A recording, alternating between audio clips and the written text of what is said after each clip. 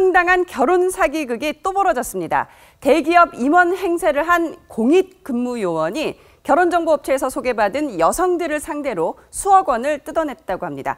이 교수님, 어떻게 된 사건이에요? 이 사람의 이 직업은 사실상 공익요원입니다. 공근. 예. 그런데 결혼업체에 그 문서를 위조를 해서 대우조선해양, 여기 대우조선해양 나오네요. 대우조선해양의 경영지원본부장이다. 이게 허위로 사실 재직증명서를 제출했던 것이죠. 예. 그러고 나서 이제 그 여성들을 무려 7명을 소개받습니다. 네. 그리고 본인은 미국에서 유명한 대학을 나오고 현재 상당히 그 재정 전문가로서 역할을 하고 있는데 나에게 주식 투자를 하게 되면 부풀려주겠다. 이런 등의 허위 정보, 포장지 효과를 이용해서 전국적으로 2억 300만 원을 편취했던 사건입니다. 배태호 차장, 28살 나이에 대기업 본부장이 사실 상식적으로 맞지 않잖아요. 네. 굉장히 뻔뻔한 청년 같은데 과연 대기업 임원만 이 사칭을 하고 다녔을까 싶어요. 예상이 맞습니다. 이 조사를 해보니까 지난해 5월에는 변호사도 사칭을 했습니다. 변호사도? 그러니까 인터넷 포털 사이트에 요즘 그 법률 상담을 하는 글이 많이 올라오거든요. 그런 글을 올린 사람 여성한테 접근을 해서 나 변호사다 이렇게 변호사 행세를 하면서 접근해서 이 소송하는데 증거를 수집하기 위해서는 비용이 든다 이렇게 해서 1억 원 넘게 받아 챙긴 것도 드러났습니다. 그렇군요. 이번 사건에서 보시다시피 이 결혼정보 업체들이 소개해주는 사람은 믿을만 하겠지 생각하시면 좀 안 될 것 같습니다. 소비자원에 접수된 피해 사례 중에 절반이요, 이 신상 정보를 잘못 알려준 사례들이었습니다.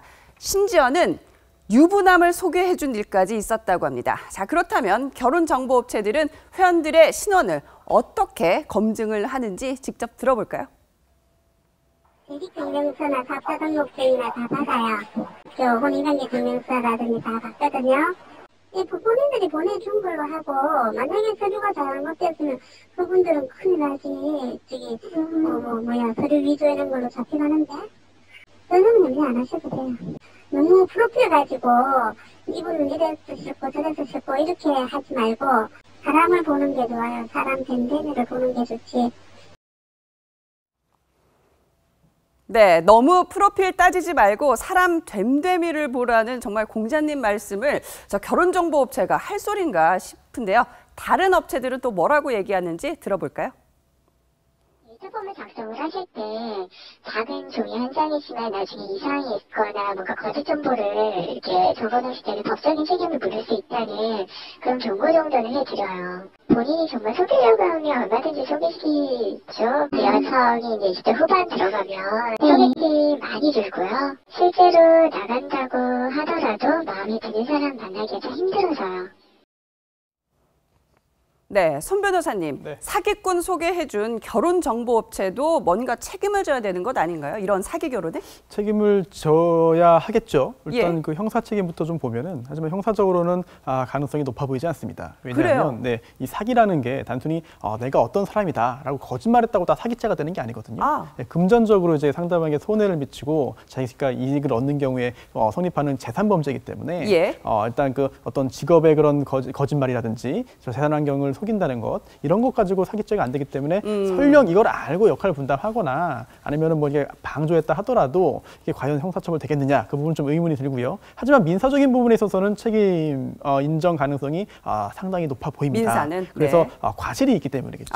철저히 검증을 해가지고 이거 거짓말인 것 같다. 이거 뭔가 이거 잘못해가지고 그 여성들에 대해서 이제 그 뭔가 이상한 행동을 하려는 사람이다 싶으면 걸러내야 되는데 특히나 28살인데 대기업의 무슨 뭐 기획본부 기획조정실장 이런 직함을 갖고 있다고 한다면 사실 그거를 의심하는 게 당연하거든요. 그걸 의심하지 않고 그대로 해서 여성들을 소개시켜줬다면 그거는 업체 측의 과실이 인정될 겁니다. 네, 배태호 차장, 그렇다면요, 커플 매니저라는 직업이 있잖아요. 과연 이분들은 사람 보는 눈이, 안목이 얼마나 좋을까, 이 부분도 의심스러워지는데요. 커플 매니저, 그러니까 예전에 말하면 중매인이죠.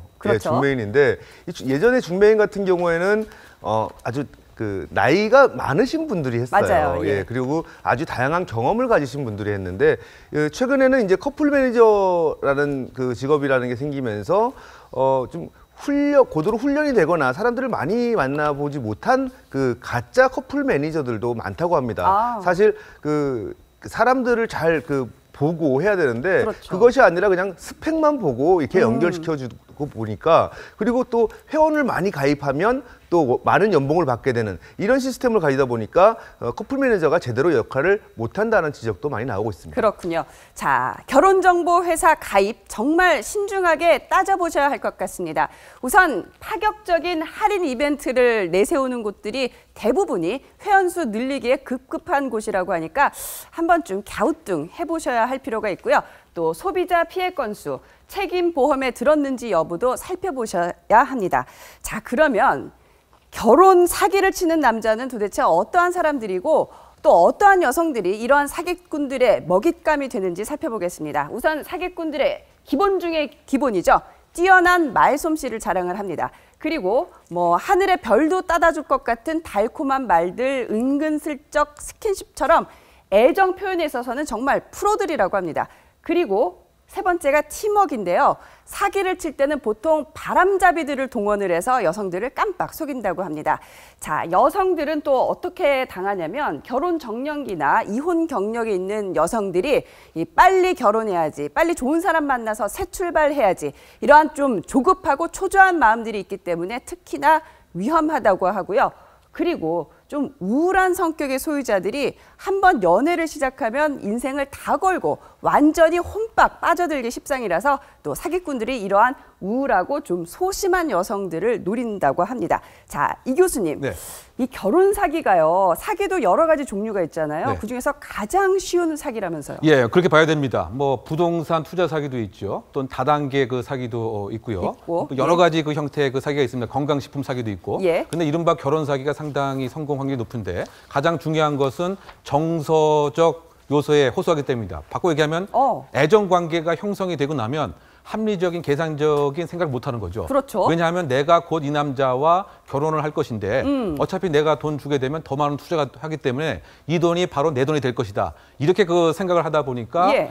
소위 말해서 자기가 믿고 싶은 것만 믿게 되는 확증 편향 같은 것이 생기게 됩니다. 예. 이것이 또 실제 한번 실험 결과도 있었습니다. 예를 들면 예, 호감이 가는 이성이 나타났을 때 그 이성이 예를 들면 1 플러스 2 플러스 3은 뭐냐? 그럼 6이잖아요? 예. 이런 그 수학 질문을 막 물어봤는데 이성이 마음에 들수록 이것을 틀릴 수 있는 확률이 높아지는 거죠.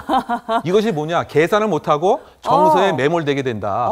그러다 보니까 사기 결혼도 결국은 일단은 이성에 흠뻑 빠지고 예. 또 돈도 결국 내 것이 된다. 이러다 보니까 처음에 애정 관계만 형성이 되면 사기 치는데 너무 쉽다. 이렇게 평가할 수 있는 거죠. 그렇군요. 정말 뭐 사랑에 눈이 멀면 몸 주고 마음 주고 돈까지 주고 정말 이 자기 짝 찾는 게 세상에서 제일 어려운 일이 아닐까 싶네요.